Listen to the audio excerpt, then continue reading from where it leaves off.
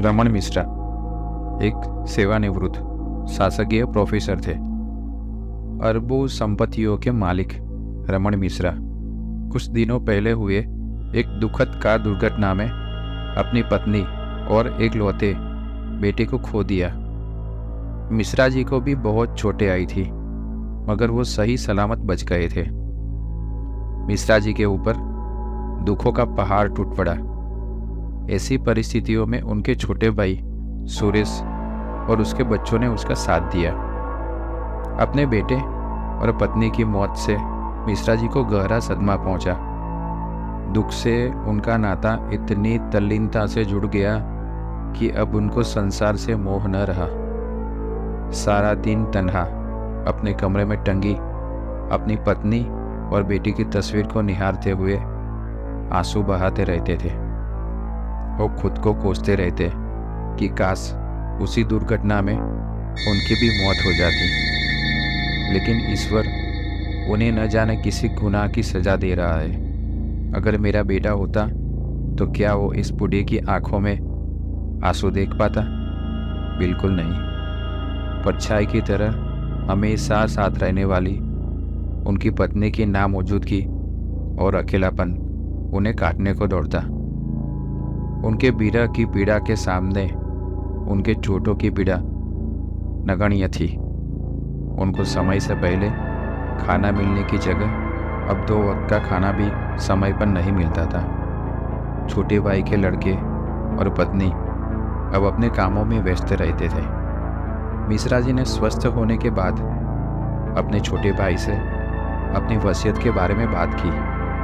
उन्होंने अपनी सारी संपत्ति अपने छोटे भाई के नाम में करने और 10 करोड़ रुपये अनाथालय ट्रस्ट को दान करने का फैसला किया, जो सारी संपत्ति का 40% था। ये फैसला रमन मिश्रा के छोटे भाई और उसकी फैमिली को रास नहीं आया।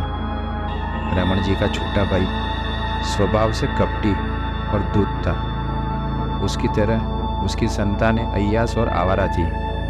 अगले दिन सुबह सुरेश रमन मिश्रा ने तैयार होते हुए आवाज़ लगाई, हाँ भाई साहब, सूरज को बोल दो मुझे प्लेटफॉर्म तक छोड़ आए। क्या हुआ भाई साहब, कहाँ जा रहे हो? सुरेश ने हैरान होते हुए पूछा। ट्रस्ट से फ़ोन आया है, वहाँ जाना है दान देने के लिए। जी भैया, अभी बोल देता हूँ। सुरेश रमन मिश्रा जी को घूरता हुआ वहाँ से चला गया। वो हर हाल में नहीं चाहता था कि वो पैसे ट्रस्ट को दान किए जाए। कुछ देर बाद सूरज कार लेकर मिश्रा के कमरे के सामने पहुंच गया। मिश्रा जी कार में बैठकर प्लेटफॉर्म की ओर निकल गए। वहां खड़ी सुरेश की पत्नी सुरेश के पास पहुंच गई। अब क्या होगा जी? ये जेठ जी बिल्कुल सठिया गए हैं। उन्हें इतनी रकम दान देने की क्या जरूरत थी? आप भी तो उनके सगे भाई हो, हमें ही दे देते। कितने दिनों से पड़े पड़े खाना खिला रहे हैं, कोई और खिला देगा क्या मुफ्त में? शांत भी हो जाओ सूरज की माँ, हमने सब प्लान कर लिया है। अब देखना, जायदाद भी अपनी और सारी रकम भी अपनी, और साथ ही अपने रास्ते का कांटा भी साफ। सूरज ने अपनी पत्नी की ओर मुस्कुराते हुए कहा। सूरज ने अपने कमरे में जाकर अपनी जेब से मोबाइल निकाला और कोई नंबर मिलाया। हेलो, सूरज बोल रहा हूँ। पैसों के साथ मेरा भाई भी है। पहले तो बच गया था, लेकिन अब नहीं बचना चाहिए। उसे भी उसके बेटे और पत्नी के पास पहुँचा दो। इस बार तुमको 10 लाख रुपए की जगह 20 लाख रुपए दूंगा। कुछ घंटों के बाद सूरज कार को पार्क करके सुरेश के पास जाकर बोला, आपने उस बुड्ढे को क्यों जाने दिया? क्या हम उनके कोई नहीं है? क्या हम भूखे मरेंगे? ठंड रख बेटा, काहे इतने उतावले हो रहे हो? आपके बापू ने सारा इंतजाम कर दिया है। उस रमन बाबू को ठिकाने लगाने के लिए बस कल सुबह का इंतजार कर। सुरेश ने सूरज को समझाया। रमन मिश्रा ट्रेन की जिस आरक्षित बोगी में बैठे थे उनमें उनके अलावा कोई और नहीं था। रात के 2 बज चुके थे। मिश्रा की वृद्ध आंखों से नींद कोसों दूर थी। वो गुमसुम खिड़की से बाहर का नज़ारा देख रहे थे, जो उनके अकेलेपन का साथ दे रहे थे। ट्रेन सुनसान खामोश रात के अंधेरे में पहाड़ों और जंगलों से शोर मचाती हुई तेज गति से गुजर रही थी। खिड़की से आती तेज हवाएं मिश्रा के आंसुओं को सुखा रही थी। मिश्रा को अब हवाओं में अपने बेटे की मौजूदगी का आभास हो रहा था, क्योंकि वही उनके आंसुओं को उनके बेटे की तरफ बोझ और सर को सहला रही थी। मिश्रा को ट्रेन की खिड़की से एक रहस्यमयी और विस्मयकारी नज़ारा दिखा। उन्हें बाहर अंधेरे में ट्रेन के ट्रैक पर किसी सूट बूट पहने हुए इंसान की परछाई दिख रही थी, जो ट्रेन की गति से उसके साथ दौड़ रही थी। वह परछाई मिश्रा की बोगी के गेट के पास दिखाई दे रही थी। मिश्रा के लिए यह असंभव और सोच से परे था। उन्होंने इसे अपना भ्रम समझा और इसका कारण अपने विषाद और तनाव को समझा। लेकिन ये गतिविधि कुछ सेकंड की न होकर कई मिनटों तक जारी रही। अब मिश्रा के जहन में खौफ की लहर दौड़ पड़ी। उनके शरीर में सिहरन दौड़ गई और उनके रोंगटे खड़े हो गए थे। तभी ट्रेन टनल में दाखिल हो गई। ट्रेन की तेज आवाज़ टनल की प्रतिध्वनि की वजह से बहुत शोर उत्पन्न कर रही थी। रमन मिश्रा का दिल जोर जोर से धड़क रहा था। तभी बोगी के ऊपर किसी चीज के गिरने की आवाज़ आई, जैसे कोई बोगी के ऊपर गिरा या फिर कूदा हो। मिश्रा को कुछ समझ में नहीं आ रहा था। उसी वक्त बोगी के गेट के टूटने की आवाज़ आई। मिश्रा ने घबराकर गेट की ओर देखा तो सन्न रह गए। वहाँ कोई काला सूट बूट पहने कोई अजनबी व्यक्ति आहिस्ता आहिस्ता बिना बोले उनकी ओर आ रहा है। ऐसा खौफनाक मंजर देखकर मिश्रा के पसीने छूट गए। उनको समझते हुए देर नहीं लगी कि ये कोई लुटेरा है जो उनके पैसे लूटने आया है। मिश्रा जी ने अपने ब्रीफकेस की ओर देखा और उसे हटाकर अपनी गोद में छिपा लिया। कौन हो तुम और क्या चाहते हो? तुम चाहे जो भी हो, मैं तुमको अपने ब्रीफकेस नहीं दूंगा, मिश्रा ने हिम्मत से जवाब दिया और खुद को बोगी के एक कोने से सटा लिया। लेकिन वह शख्स बिना किसी झिझक के उनकी ओर बढ़ता ही जा रहा था, जैसे उसने कुछ सुना ही न हो। उसी पल 3 नकाबपोश हथियारों से लैस उस बोगी में दाखिल होते हैं जो लुटेरे थे। दोनों अपने हाथ ऊपर कर लो और अगर जान प्यारी है तो तुम्हारे पास जो भी है उसे मुझे सौंप दो। तीनों ने अपने बंदूकें मिश्रा और उस अजनबी व्यक्ति की ओर तान ली। एक लुटेरे ने मिश्रा के सर पर जोरदार प्रहार किया और उनका ब्रीफकेस छीन लिया। मिश्रा जी बेहोश होकर वहीं गिर पड़े, मगर वो अजनबी व्यक्ति को भूत बना खड़ा देखकर अचंभित रह गए। तभी एक लुटेरे ने उसके पास जाकर एक मुक्का मारा, जिससे वह व्यक्ति घुटनों के बल बैठ गया। तभी उस व्यक्ति की सांसें तेज हो गई और देखते ही देखते उसकी सांसें एक जंगली जानवर की तरह भयानक आवाज़ों में तब्दील होने लगी। ऐसे डरावने दृश्य को देखकर तीनों लुटेरों ने उस व्यक्ति पर अंधाधुंध गोलीबार शुरू कर दी, मगर ये सब उस व्यक्ति पर बेअसर थी। वो कोई इंसान नहीं बल्कि एक खौफनाक चेहरे वाला खून का प्यासा दरिंदा था। कुछ सेकंड तक गोलीबार करने के बाद एक लुटेरे ने उस दरिंदे के पेट पर चाकू से हमला किया, लेकिन वो हमला भी बेअसर रहा। तभी वह दरिंदा अचानक मुड़ा और एक भयानक आवाज़ निकालते हुए अपनी खूनी पंजों से लुटेरे के गर्दन पकड़कर उसे हवा में उठा लेता है। कुछ देर तक तड़पने के बाद वह लुटेरा हमेशा के लिए शांत हो गया। उसकी गर्दन से दरिंदे के खूनी नाखूनों के घुसने की वजह से ढेर सारा खून नीचे जमा हो चुका था।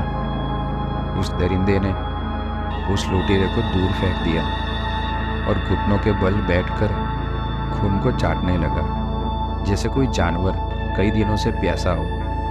तभी दूसरे ने उस पर फिर से फायर करना चालू कर दिया। दरिंदे ने उसे भी धक्का दिया, जिससे वो दूर जा गिरा। दरिंदे ने उसे भी अपना शिकार बना लिया और उसकी चीड़ फाड़ करके उसका भी खून पी लिया। तभी मिश्रा जी को होश आया। वो उस हैवान को समझ नहीं पा रहे थे कि वो शैतान है या फिर रक्षक। तीसरा लुटेरा गेट की ओट में छिपा हुआ डर से कांप रहा था। दरिंदे ने गुर्राते हुए चारों ओर देखा और उसने अपनी सांसों को तेज करते हुए उस लुटेरे की गंध सूंघने लगा। उसका चेहरा खून से सना हुआ था।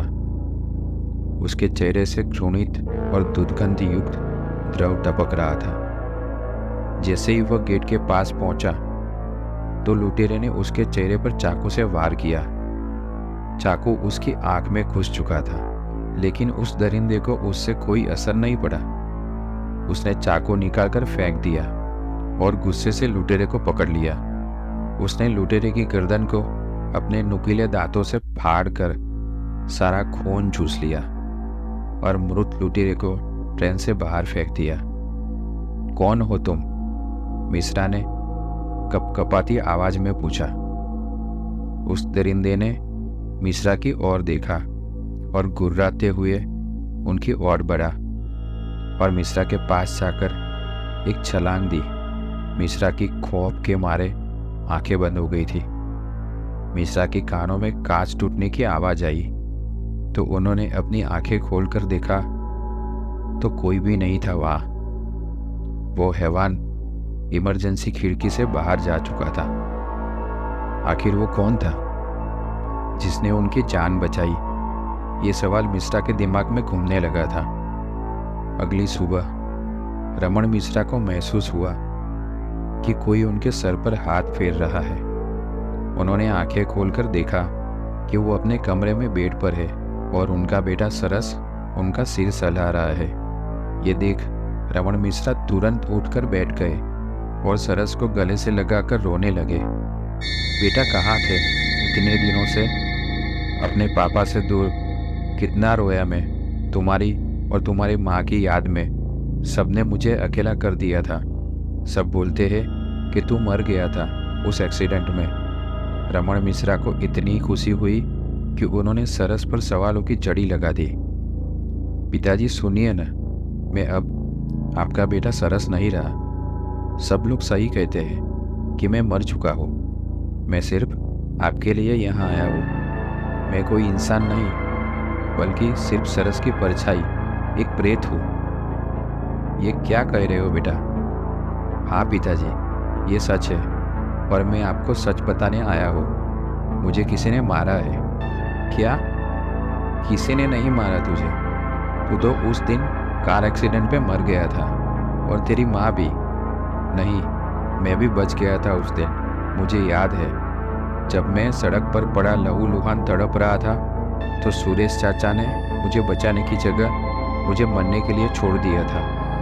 तभी कमरे का गेट खुलता है और सुरेश अपनी पत्नी और बेटे के साथ रमन के पास आया। भैया, ये लीजिए, जायदाद के कागजात हैं। इन पे आप हस्ताक्षर कर दीजिए और हमको सब अपना आशीर्वाद देकर सेवा करने का मौका दीजिए। सुरेश ने जायदाद के कागजात और पेन रमन की ओर बढ़ाते हुए कहा। सुरेश, मुझे इतना बेवकूफ़ मत समझ। मैंने तुझे अपना छोटा भाई समझा। सब कुछ तेरे नाम कर दिया और तूने मेरा बेटा छीन लिया मुझसे। हत्यारे, नालायक, तुझे एक कौड़ी भी नहीं दूंगा अपनी जायदाद की। चला जा मेरी आंखों के सामने से। इतना कहकर रमन मिश्रा ने सारे कागजात फाड़ दिए। ये देख सुरेश और सूरज आग बबूला हो गए।